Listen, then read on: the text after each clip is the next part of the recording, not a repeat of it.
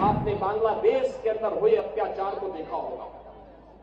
कांग्रेस मौन। आप पिछले एक सप्ताह से देख रहे होंगे, पिछले एक सप्ताह से आप पश्चिमी बंगाल के अंदर का नजारा देख रहे होंगे। पश्चिमी बंगाल के अंदर कैसे गरीबों को, दलित हिंदुओं को कैसे दंगों का शिकार बनाया जा रहा है। ममता दीदी को ये दंगाई शांति दूत दिखाई दे रहे हैं। बहनों और भाइयों, ये शांति दूत नहीं, ये दंगाई है और दंगाइयों का जवाब तो केवल डंडा हो सकता है। उनके लिए अपील काम नहीं करेगी।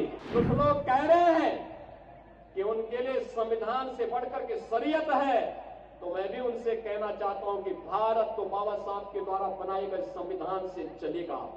याद करिए बांग्लादेश के अंदर वो हिंदू कौन है।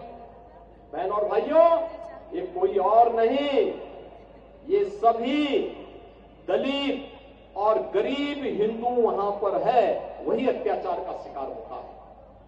जब प्रधानमंत्री मोदी जी ने और गृह मंत्री अमित शाह जी ने उन दलित हिंदुओं को जो भारत आ चुके थे, पाकिस्तान से, बांग्लादेश से, अफगानिस्तान से, चाहे वह दलित हिंदू रहा हो, बौद्ध रहा हो, सिख रहा हो, उसको जब भारत की नागरिकता देने के लिए सिटीजनशिप अमेंडमेंट एक्ट लाए थे, यही कांग्रेस, यही समाजवादी पार्टी यहां पर देश के अंदर कितना हिंसक आंदोलन की थी।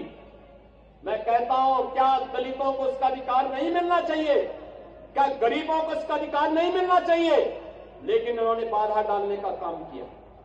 इन्होंने उस समय आंदोलन के हिंसा की, व्यापारिक प्रतिष्ठानों को जलाने का काम किया। महीनों महीनों इन्होंने व्यवस्था को तोड़ने का, उसको बिगाड़ने का काम किया था।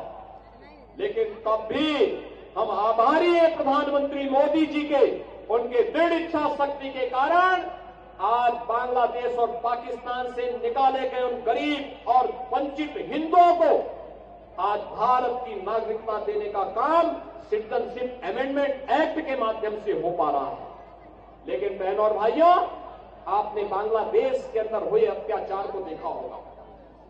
कांग्रेस मौन, समाजवादी पार्टी मौन, टीएमसी मौन, आरजेडी मौन, अन्य दल मौन। केवल भारतीय जनता पार्टी ने कहा था कि बांग्लादेश के हिंदुओं पे अत्याचार नहीं होना चाहिए। ये बांग्लादेश में हिंदू कौन है? बहनों और भाइयों, ये सभी दलित हिंदू है, दमित हिंदू है, ये वहां पर रह गए हैं।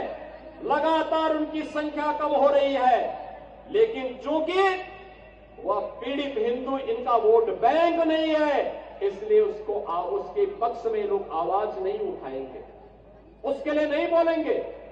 आप पिछले एक सप्ताह से देख रहे होंगे, पिछले एक सप्ताह से आप पश्चिमी बंगाल के अंदर का नजारा देख रहे होंगे। पश्चिमी बंगाल के अंदर कैसे गरीबों को, दलित हिंदुओं को कैसे दंगों का शिकार बनाया जा रहा है।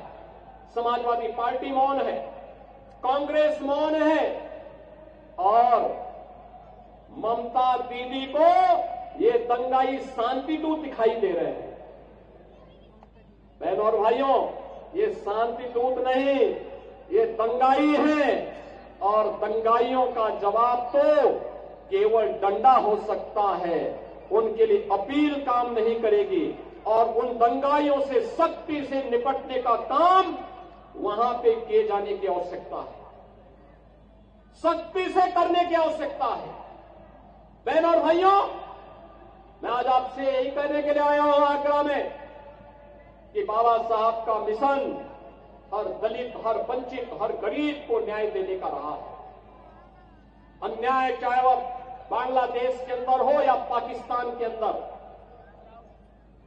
या फिर किसी भी स्थान पर, उसके खिलाफ आवाज उठनी चाहिए, अन्याय के खिलाफ आवाज उठनी चाहिए। ये बाबा साहब की प्रेरणा रही है। संगठित होकर के आवाज उठनी चाहिए, ये बाबा साहब की प्रेरणा रही है और उसी प्रेरणा के लिए आज आप सबका आह्वान करने के लिए मैं आपके बीच आया हूं। सरकार आपके साथ होगी, आपके सुख दुख में दो डबल इंजन की सरकार सहभागी बनेगी।